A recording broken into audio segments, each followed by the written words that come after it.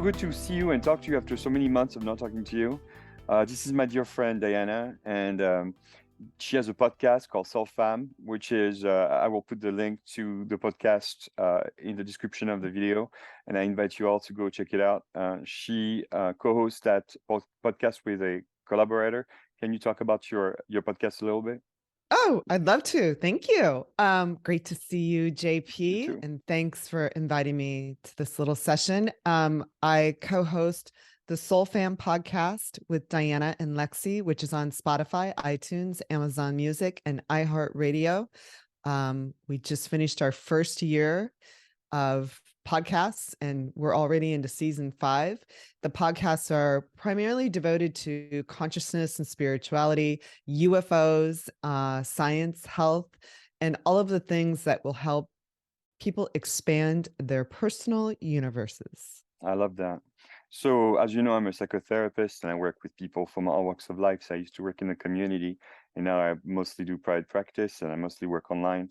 And the reason why I invited you to do this video with me is because you live in Los Angeles, you're part of the entertainment industry, and you're a really good-looking woman, and you are single and dating, right? Or maybe you're in a relationship, I don't know. But I want to talk to you about the struggles of being female in America, in the modern world, and why are so many women choosing to remain single or having a hard time finding a partner. And Okay. I want to talk about a few things. You can break it down, but the Peter Pan syndrome, many men are choosing not to grow up, or all the way up to the lack of commitment and the diversity in relationships now, whether it's bisexuality as far as orientation, or being pansexual, all the way up to having an open relationship, to being in a polyamorous relationship. And how does that impact somebody? So can you tell me how you've experienced growing up in the US, in the Midwest, and then moving to Los Angeles, and how do you view relationship? Your own personal definition doesn't have to be, I'm not looking for a dictionary definition, but how do you view relationship, and what do you think stands in the way of relationship in America today? In America, I think it depends on what part of the country you're in. And honestly, I think it also depends on what generation you're in. I think the younger generation is actually valuing relationship more than perhaps their parents or an older generation. So I sense about relationships is that there's an aspect of the population that's looking to expand, to really be in a relationship, to really be in an intimate relationship. And there's another aspect that intimacy is a challenge. And I don't mean intimacy in the sense of sexuality, but in the sense of being able to securely share yourself with someone. Being vulnerable with someone else. Yeah, definitely being vulnerable with someone else. I'm certainly not an expert on any of this whatsoever. I invited you because you're an expert on Diana. I'm not actually. I'm still working it out. I'm But, still like working it out. The idea is, to me, is kind of, I cannot speak from a female perspective, and I just wanted to get your perspective. It doesn't have to be everyone else's perspective, but definitely when I speak from my own, 50-year-old man perspective, and I cannot speak for women. So what do you think, in your own experience, what has been one of the things that stands in the way of, so you say, the lack of vulnerability, people not wanting to be vulnerable with one another?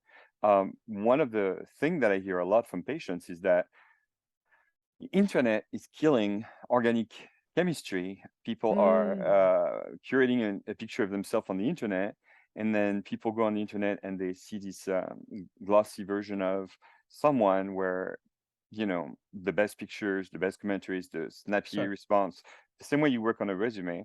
And then when they get to meet with the person, there's such a high expectation of who they're going to be meeting with, that oftentimes they aren't willing to give the other person a chance, or the other person is not giving them a chance because they have a certain idea that they're looking for that's no longer, the reality doesn't match the expectation, and so they're disappointed. And so the internet's making it hard for people to even talk to each other in public places, or everybody is walking around with their phone in their hand, and nobody is a good restaurant and they have like tables with people and everybody's on their phone, nobody's talking to each other. Would you say that the internet and social media has made it difficult for people to connect? I think it works both ways, actually. And I'm not a person who dates on apps or anything like that. That's just not my jam. I have to resonate with someone. So I have to sort of meet in person and I'll know how I feel in the first second. But I think that is I think in part it can work both ways. I think in a way it can connect you can connect with more people, you can connect with people in other parts of the country, other parts of the world that you might not have necessarily.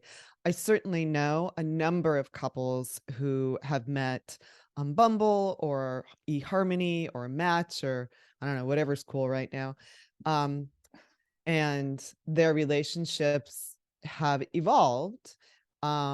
There are other aspects of that which make hooking up or meeting very quickly and getting involved sexually very quickly really easy to do. And I'm talking from a heterosexual standpoint.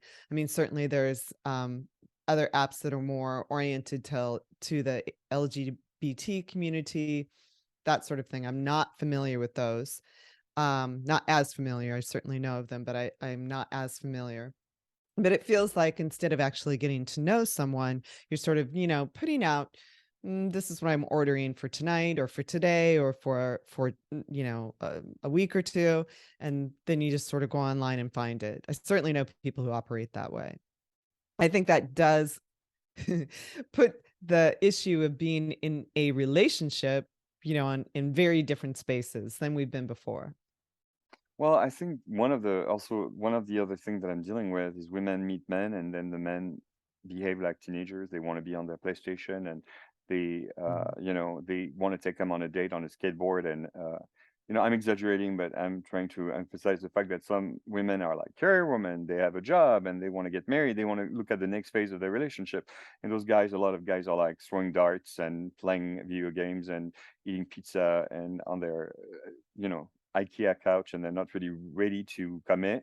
And so a lot of women end up being in relationships sometimes with guys who are like non-committal and very much wanting stuck between 15 and 25-year-old mentality. And depending on so do you sometimes meet 50-year-old men or 45-year-old men or 55-year-old men who are Peter Pan kind of you know almost caught in amber, like a mosquito in amber, but caught in the teenage years and having a hard time moving to the next phase of becoming more of a man?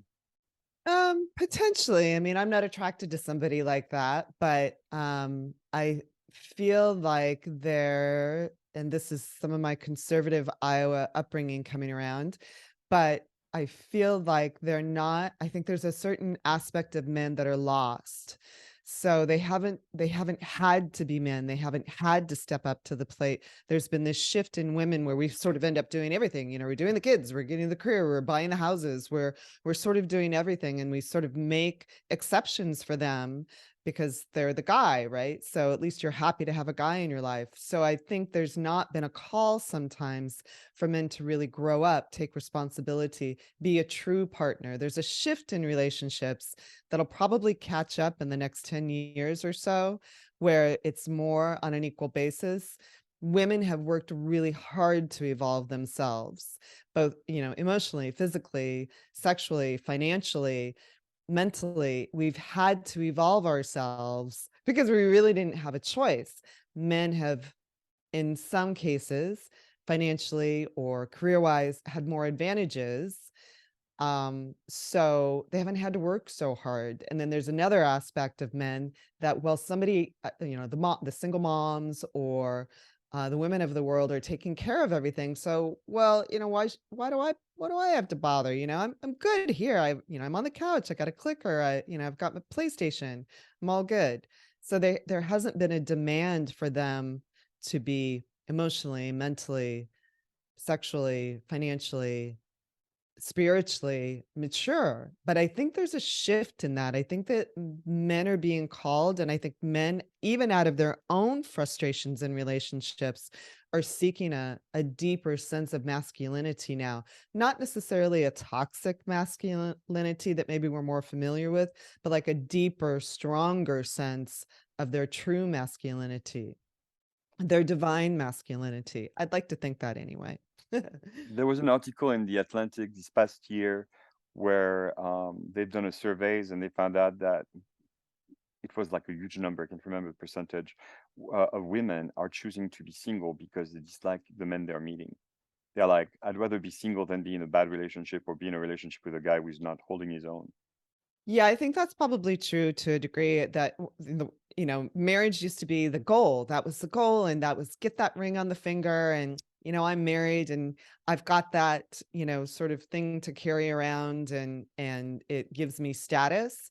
I think women are looking at this differently now, going, wait a minute, I'm going to make the beds, I'm going to cook the meals, I'm going to diaper the kids, I'm going to drive to work every day, I'm going to do all the things I'm doing now, and I'm going to end up not in a relationship, but in a situationship. So that may be part of what they're thinking is like, well, why should I bother getting married? Why should I bother being in a committed relationship? I'm having a great time now. Well, we're still living in a country where marriage is a huge business. I mean, they have, like a Comic Con, they have, I don't know what they call it, but, like a bridal Comic con Con. where you go and people sell their dresses and their venues. And people want to get married on a Saturday, they have to book a year in advance or 2 years in Mhm. advance. And as a matter of fact, I know someone in New York City who makes bridal dresses. She's amazing. She's very talented. Her name is Manon Martin. And she makes dresses at a company called Les Aimants, which is, she's from France. And if you, Mm. and there's a business for people getting married, though with the recession, people right now perhaps aren't buying as much, you know, investing as much money into getting married as they probably did before. But anyhow, I think getting married in America is kind of glamorized. We talk about the happiest day in Mm. your life. Little girls talk about getting married. I mean, rarely do I meet someone who says, I never want to get married, or I don't want to get married, or I don't like the idea of marriage. People sometimes say it, but I mean, we have gone to marriages, and I'm invited to a marriage in October. Somebody very dear to me is getting married in Florida, and I'm going to go. And I mean, we like the idea of two people tying the knot and making a commitment in front of the community. How is that affecting women? uh, Given the fact that the choice, you want to get married, but you want to get married with the right person. And if you decide to even be in a situationship, you want to be in a situationship with the right roommate. So how do what's the biggest hindrance or the biggest challenge for a woman today when she goes out in the world and meet guys? What is one of the problems that you've met or that you've experienced? What are my problems? Yeah, what are your problems? Tell me. I don't know. I think and living in California, it's a different world. I mean, if I lived in Iowa, I think my life would be very different and relationships are very different. And there's a lot more value and sort of family values and valuing each other as people, just as people. California is a little more glamorous. Los Angeles, especially, it's full of handsome men, beautiful women. Not everybody, but it has a Tinseltown has a. I mean, Hollywood is not all of Los Angeles, but it's an aspect of it. So, in California in general, I think because, well, at least until this winter season, we have a lot of sunshine. It puts a different perspective on things. There's much more opportunity for both men and women. So it make there it, it's I think it's one of the leading states actually for single people and people choosing to be single for most of their lives. So I think that's different because there's more options. When you grow up in a small town or you're in a small town, it's different. You look at your life differently. You value some of the smaller things potentially, or you value the opportunities where there's so many opportunities here.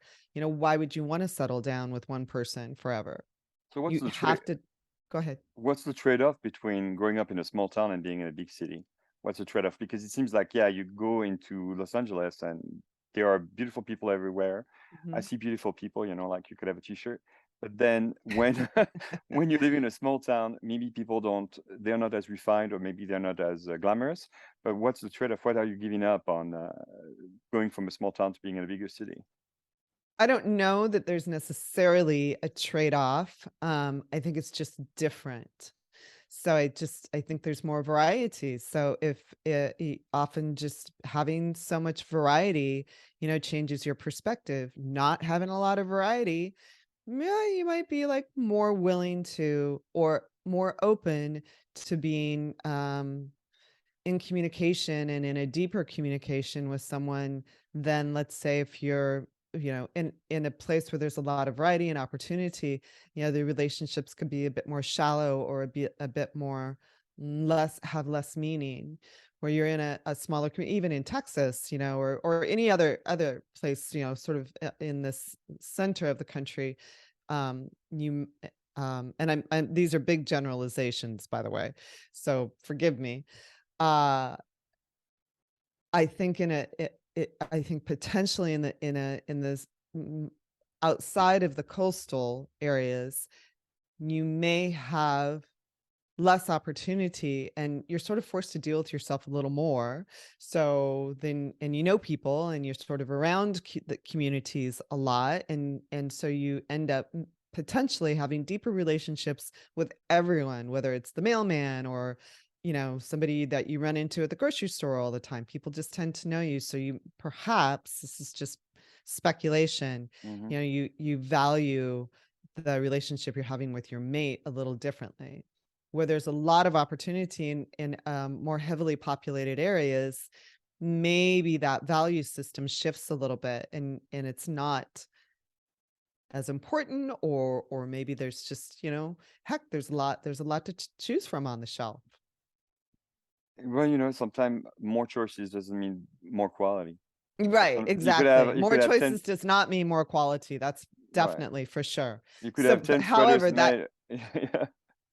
I was going to compare it to sweaters. You could have one sweater made by an artisan that's like really well made versus 10 sweaters made in a factory in the middle of China, and they are just going to rip in like 2 minutes. So a relationship can be the same. You could have a relationship that takes more time to establish, but it's a little Mhm. bit deeper than having 10 hookups in one big city and you never get to see those people again. Right. But, you know, that may be a modus operandi for various people. I don't know. I Don't you don't know. think don't you think that connecting with people on a sexual level only eventually kind of tear away to your soul? Like you get to a place where if you're just connecting with people casually, physically, some people are really good. They maybe even sociopathic about it. But I feel that it's one thing if you hook up with somebody whom you're attracted with and you could see a potential. But I feel like the anonymity of just meeting somebody just for sex and then never seeing them again, doesn't that sometimes heighten the loneliness or the isolation because you Yeah. really don't it can be really devastating, I think. Well, that's my opinion. I mean, I would agree with that, but I have a different perspective about connection in general. And so for whatever it's worth, when you're joining with someone, you're sharing their energy, you're sharing a lot of different things. You're sharing not only your personality, not only your sexual self, but you're sharing a lot of your aura, your energy, your deeper self. And there's no way you're not walking away with some trace of each other in your field. It's not like it just, well, it ended at 9 o'clock and I'll see you later. There's no way that you don't carry on that sort of connection with that person somehow.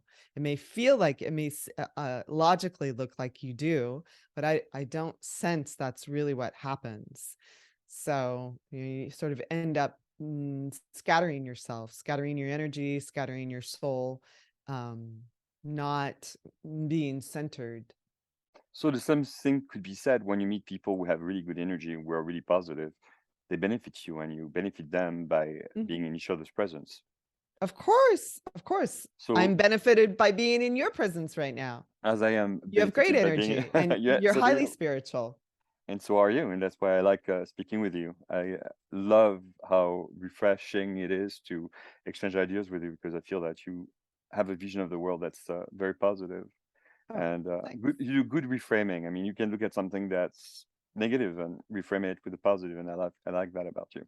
So I'm just thinking about you're 25-year-old woman. You're in Los Angeles because that's where you live, and you're like wanting to meet people, and you go out to a coffee house or you go to one of those posh places in Beverly Hills or West Hollywood or one of those places that we see on national television. You know, like they have the Vanderpump Rules that's shot in a restaurant.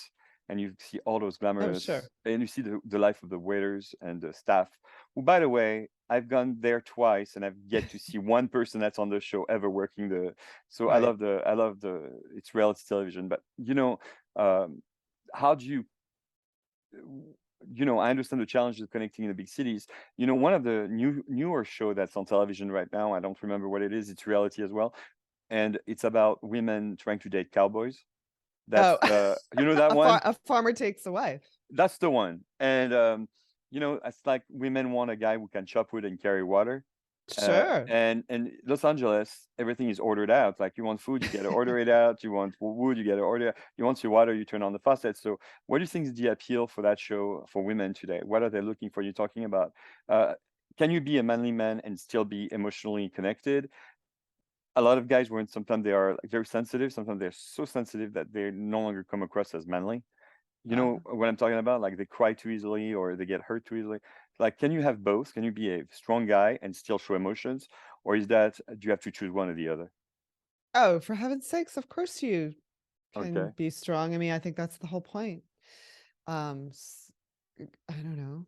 I Going back to what you said about men and this is just perspective, no one shoot me for it, but You're my entitled to your perspective opinion. is our world's become very automated, so it's easy, like you say, it's easy to order up, I go through McDonald's and get dinner. I can, order a 5-course meal and have it delivered to my house. I can have the landscaper, create a beautiful yard. I can, there's so much that in this sense has been taken away from men. Like, they used to have to navigate and figure out, how am I bringing home the bacon tonight? How am I going to hunt down, a meal for today? So that core sense of being a man in some ways has been pulled away from us. They don't have to, and this is women too. We used to have to gather and make sure our families were secure food wise, and that, you know, the weather, we weren't going to drown in a flood, which could happen here in California right now anyway. You've been But hammered lately. Yeah, in California, it's yeah, been. we're getting hammered. I left the Yeah. state at the Welcome to right the time. tropics. Welcome to the tropics. Yeah. Um, this is the new California. But we don't have to necessarily operate in that way anymore because we become so automated, and AI is going to make that even easier for us. And AI has both its benefits and its disadvantages. But back to what you were saying about, um, can they be strong and be emotional at the same time? I certainly hope so. And I think that goes for women too. I think showing emotions doesn't mean you're not strong. I think it's sort of keeping things in balance. And maybe that's where we're sort of at, is that we're all just a little bit out of balance. But women are perhaps, and I am a huge supporter of women, of course. But maybe things are a little out of balance for us too, because it's not always easy just to be a feminine woman. We're sort of expected to do everything. And maybe for men, it's the same way. There's so much that they don't have to do anymore. They'd actually like to be stronger and take on more responsibilities, but it's just not there. Like, you don't have to like walk to if you're on your way to work, do you have to worry about a bear chasing you, or do you get to feel the earth beneath your feet? I'm sure you don't. It just depends on what you're doing. I mean, I grew up in a farm family. My brother is outdoors every day in the mud and the dirt and dealing with animals and the weather and all that sort of thing. Certainly he's welcome to show any emotion he wants to.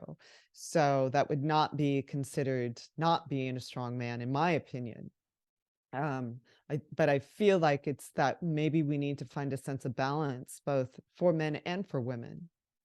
Well, I grew up in the 70s. I was born in 1972, and one of the most popular show in the 70s, 80s was The Little House on the Prairie. And Mhm. one of my favorite TV dad is Michael Landon, Charles Ingalls. Yes. So it's I think that every man should aspire to be like Charles Ingalls, to Mhm. be a father to his kids, can show emotion, but at some time can go out the backyard and plow and cut wood and be a man around the house. uh what I liked about his character is that there were times where he was wrong and he admitted he's wrong. There were times where he did something. Okay, that's television, that's Hollywood, but I'd like to believe that there are people like him out there. And he was a good dad to his kids, and then he even adopted more kids in the show, and so he was this very loving, compassionate, understanding, caring human being. Uh, as a man, I would want to be like him. I want to be like him. I want to be like Charles Ingalls when I grow up. If I could restate it in a different way, the more authentic you are to yourself, the easier it is for Yes. you to connect with others. Yes, that's my sense. The more authentic, and Okay. I think we're relaxing a little bit in part because of COVID, and we've all been in isolation, and we were in isolation for 2 years, and then we've had all these natural disasters and destruction, and that's ended up isolating us again in some circumstances. So it we have to reflect on ourselves, like it or not. It may allow us to end up engaging in with each other in a more genuine, authentic way One in the thing long run. I remember when I was a kid, you said please, thank you. You took your time, you took your turn. There were a lot of values that were really, really big when I was a Mhm. child. And now that I'm 50, I run around and I see people asking for demanding things and not saying please and not saying thank you and not being grateful and not being patient and being almost like bullies. When you go to public places, they're like bullies. They demand things. They are very harsh on each other, and that's all over. It's not geographical, because people think, oh, in the Midwest people are nicer than in the South, or in the South people are like, you know I think that it's I feel like society, and I'm going to blame the media for that, but I feel like we glamorize being rude or inappropriate or being assertive the wrong way. You could be assertive and be really polite, or you could be assertive and be a jerk. And it seems like, oh, look, this person stands up for themselves. But, they have tons of YouTube channels where people have done videos of people foaming at the mouth and saying horrible things and getting away with it. And then I feel like being authentic doesn't mean that you become a mean person. Being authentic means that you're still considerate of other people's feelings while you're being yourself. Of course. Right. But I want to make that distinction because I feel that some people think authenticity is kind of a free for all. You no longer have a filter and you can say whatever goes through your ears Ah, and your head. Right. So can you be authentic and yet not be offensive? well, do you have to be an asshole? If Pretty you're much. authentically an Yeah. asshole, I don't know. Well, I think you could say the same thing 10 different ways. You could speak for yourself. Also, society sometimes prevents people from being authentic. When there's pressure, when people say, my religion says that you're not allowed to be this, or I grew up in a house where we don't allow this, we don't allow. Even like I'm gonna use a movie like Footloose, where nobody was dancing anymore in Footloose. If you remember the plot, they made a remake. Don't watch the remake. Watch the original with Kevin Kevin Bacon. Bacon. Yeah. So anyhow, it's very arbitrarily. Sometimes people have rules that are based on whatever belief system they have, which have nothing to do with reason, and they go around, you know, telling people what they should or shouldn't be doing with their lives.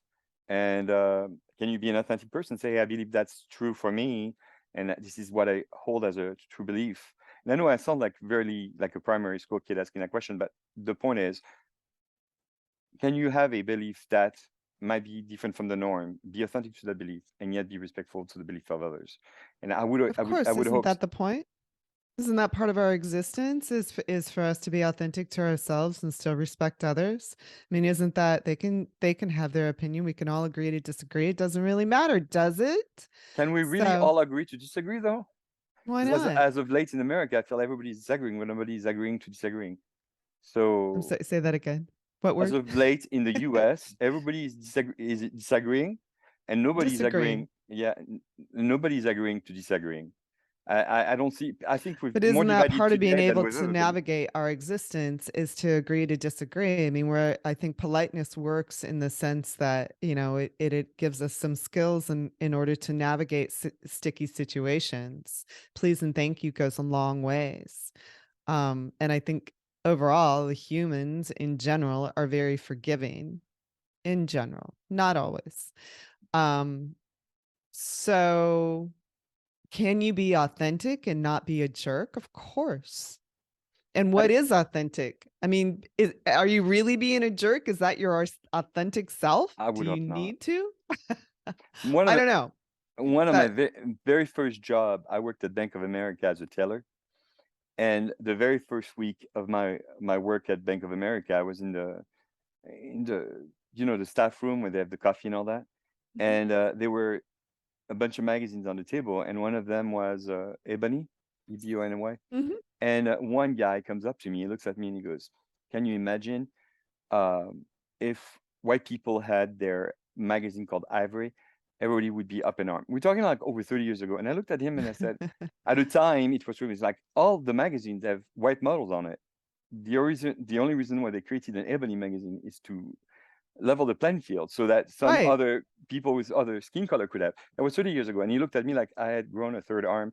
And I was like, okay, well, we'll talk later. I got to go back to the underpaid job and with no benefits that I quit Yeah, very yeah. fast. So anyhow, the point is Bank of America. Thank you, So Bank of America. Bank of America, they have so much money because they make so much savings of their employees. So the point is, at the end of the day, is it's sometimes hard to have someone across from you who has a way of thinking that's so different from you and might even be offensive. How do you educate people with love? Do you educate them? Do you walk away from them? Do you engage with them? Do you say no? And let's bring it back to dating and being a woman in America. When you go on a date and you meet a guy and he's perfect, he's got a job, he's healthy looking, he's got to do the blood work nowadays, but he doesn't have a wife, a girlfriend, a mistress, whatever, is like open to dating. And you're like, and then he starts speaking, and out of his mouth drops an AK-47, and he's talking about, the right to protect yourself and the right to have weapons all around the house, and the fact that people are coming to take you. And then he says stuff that might sound racist or might be very racist, or then he's a homophobe or he's sexist. Um, Right. as a woman, you just get up and say, "Hey, you know what? I have an emergency. I got to get out of here."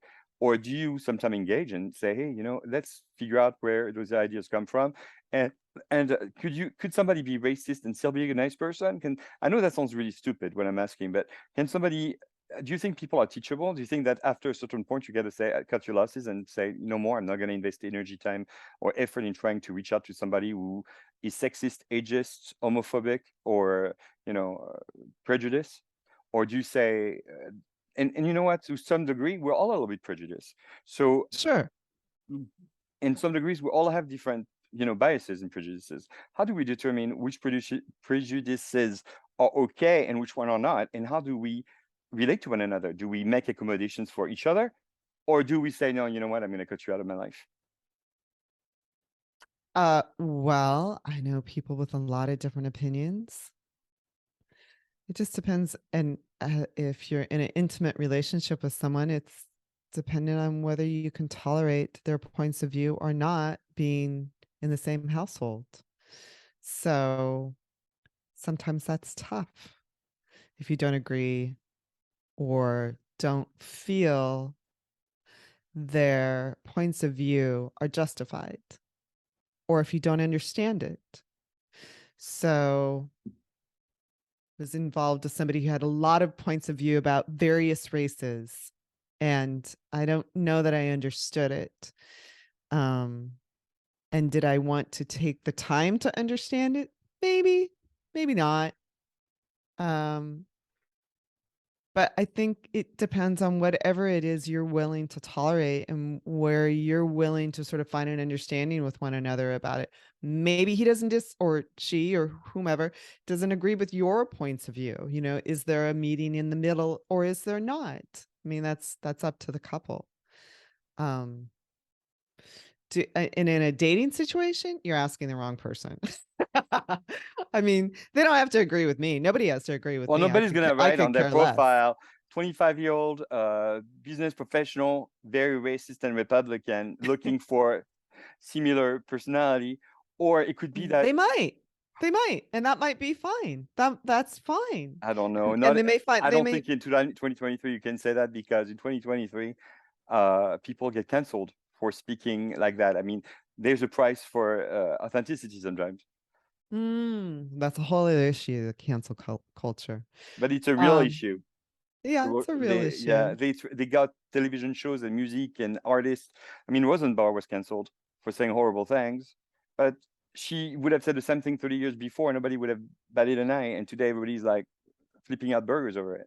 And the same thing with the Me Too movement. How many years have women been harassed around the U.S. and the world? Forever, and then suddenly people wake up, and then everybody becomes the boogeyman. So it goes from one side to the other, and there's no in between. So people are, going through Twitter and Instagram and Facebook and the internet or whatever, trying to find something that they can destroy somebody with, and that's dangerous. So when you're Mm. dating, I know I've done that. People tend to Google everybody. You Google the other person, trying to find as much information as you can. Before, we used to use a good old telephone, call people. Do you know that person? I'm going to go on a date with that person. What do you know about that person? But now we don't do that. Now we go on Google, and there's so Right. much crap on the internet that you're bound to find something. At one point, maybe that person was drunk and went and wrote a Twitter post or whatever, and then that's going to be following him or her for the rest of his life. Sure. That's why we have to get back to sort of just meeting each other and, drawing that judgment from there. That's part of the whole internet and apps. I mean, hey, it's worked very well for many people. I'm not knocking that, but I think you have to organically get to know the person and get to know yourself most importantly, and what what your true feelings are. So and where your boundaries are most importantly. So we should give people the benefit of the doubt, even though the 2nd of January 2022 or the 15th of March 1978, this is something really inappropriate and somebody has record of it. Like, we should give people the benefit of the doubt to change, to improve, to become better, or even to change their mind. Well, I mean, was it a felony? Even then, I mean, were babies killed? So I think everybody can have the benefit of the doubt. I mean, uh, possibly, potentially. I mean, people evolve, people change. They're allowed to change their points of view, and they may have had a reason at that time for saying what they said or doing what they were doing, and maybe it was all taken out of context too. Good old context. I like that. Like, people take things out of context all the time. I mean, my background's as a journalist. I certainly know how these things work. It's and working in production as well. You're looking for a soundbite, or you're looking for the perfect thing to sort of describe a situation without really describing the context. One, because there's not enough time, or people aren't interested, or whatever it might be. So there's often more to the story. There's the truth and the truth and the truth. I don't know. I And stopped then watching the news. of course, a lot of people have stopped watching the You news. know I why? still appreciate the news. I stopped watching the news because the way they would say, "Hey, come watch the news," like, "Stay tuned, 15 minutes will tell you what's gonna kill you out of your house," and then you'd be like traumatized and anxious. So I feel like we're days, years, light years away from Walter Cronkite just reading the titles of the news. Now they're like trying to hook you, keep you 24/7 watching the same negative, and I think it brings everybody down, and as a result, everybody's depressed. Well, So sure.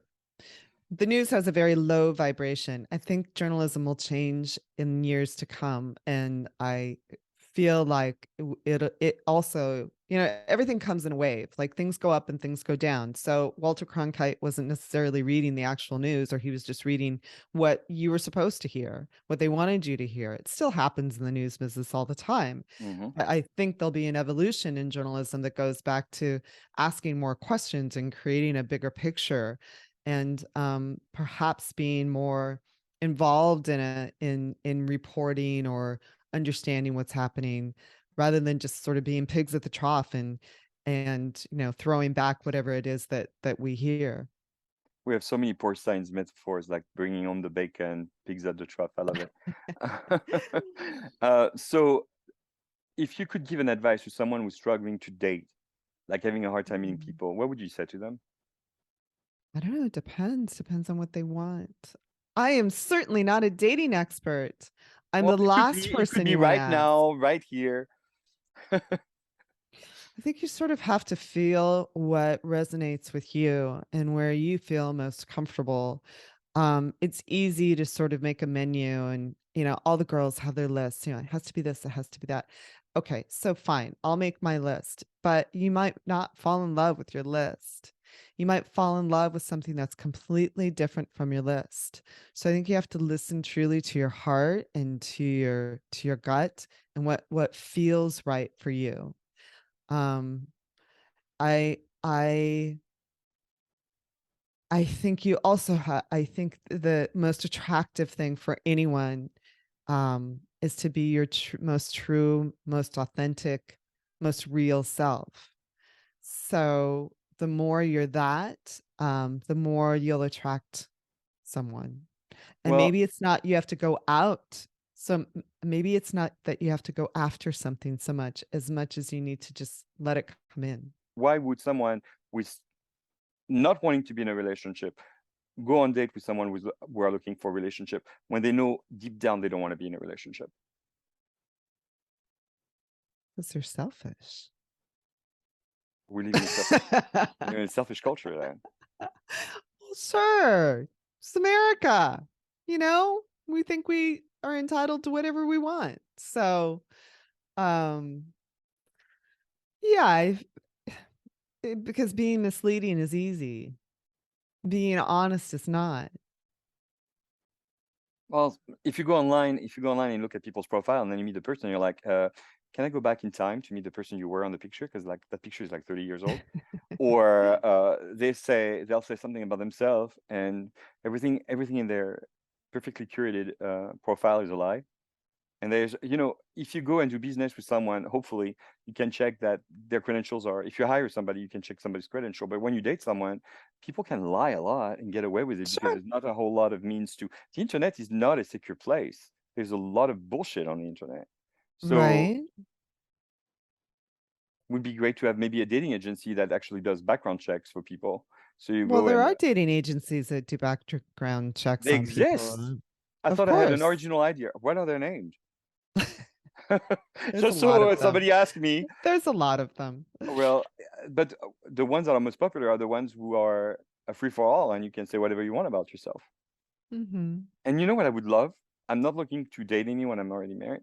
But what I would love is for organizations that bring people together who have common interests. A lot like Meetup, but a little bit more. Right. You Uh, find it in your community. right, a lot like Meetup, but a little bit more toward building community and making friends and all that. And I find that to be Mm-hmm. extremely hard, because some people want to go and do a hike with you, but they don't want to know you, or they want to go and do a Italian class with you, but then they don't want to know you. So the desire of connection, of building a community with people, having friends, or some people are a lot of friends are like, I'm not taking any more applications. I'm good. I don't want to know you that way. No, most of the friends that I have, I've had for a really long time, and then a few friends that I met with my son. So a lot of times I meet somebody, I'm like, I'd like to know them better, and then I'm realizing, no, it's not gonna happen. So I feel like the best relationship that I've seen in my life, people that really love each other, their best relationships were based on friendship.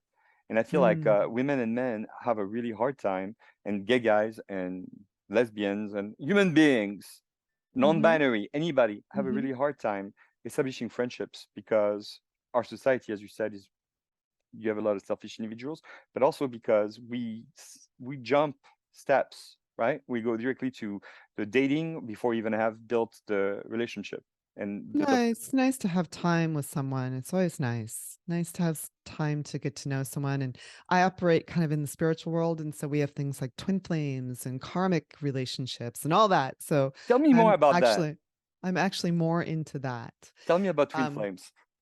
Oh, I don't know very much, but I know a few twin flame relationships. So a twin flame relationship is based on the concept that you were at one time one soul, and that soul became separated into two individuals, and that you've been together off and on through centuries and lifetimes and parallel universes, and then you but it is the most powerful relationship if you unite. It is also perhaps the most painful relationship because you are mirrors of yourself, and that's what a relationship is. It's a mirror. So it challenges you to be your most authentic, deepest self, and to deal with all your pain and trauma and be your best self.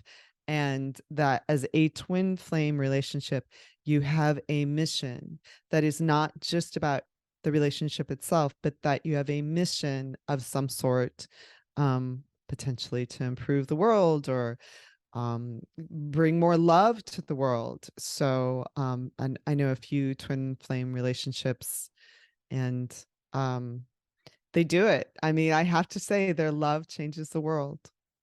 That's incredible. If you love podcasts, your podcast is phenomenal. And thank you very much for having this conversation with me today. Thank you. I really appreciate it, JP. Much love to you and all of your family. Likewise.